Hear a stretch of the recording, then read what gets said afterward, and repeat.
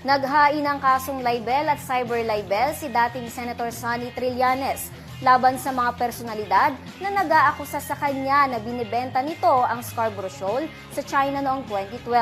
Kung sino-sino ang kanyang mga inireklamo, ibabalita yan sa atin ni Charmaine Abong.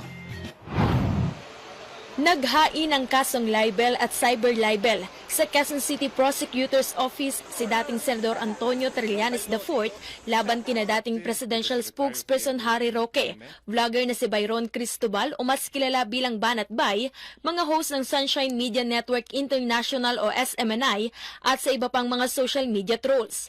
Dahil umano ito sa pagpapakalat ng maling impormasyon tungkol sa kanya ng mga nasabing personalidad. Kinasuhan ni Trillanes si Roque at Banat Bay dahil sa pag-aakusa sa kanya hinggil sa pagbebenta umano ng Scarborough Shoal sa China noong 2012.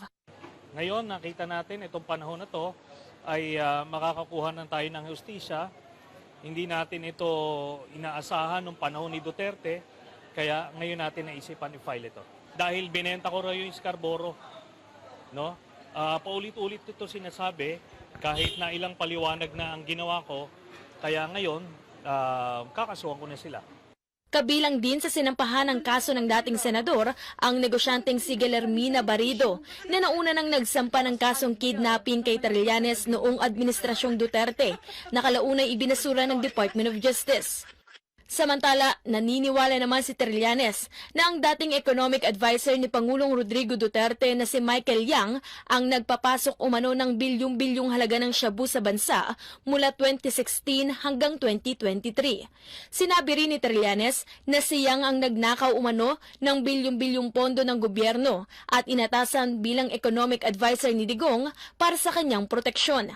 Naniniwala rin si Trillanes na ang paninira at pagbibintang ng mga pro-Duterte ay paraan upang ibato sa kanya ang mga akusasyong ibang tao ang gumawa.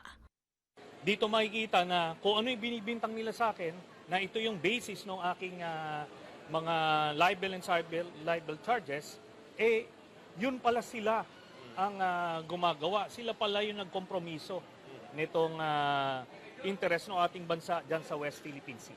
Nung naiipit sila dito sa secret agreement na to, sa kanila ulit binabalik sa akin.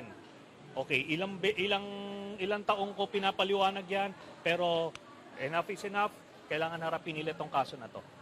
Kasunod nito, ipinost naman ni Roque sa kanyang Facebook account ang kanyang reaksyon sa pagsasampa sa kanya ng kaso at sinabing pinatunayan lamang daw ni Trillanes na tutol ito sa kalayaang magpahayag. At sinabing paraan din ito ni Trillanes upang magpapansin dahil sa nalalapit na ang eleksyon.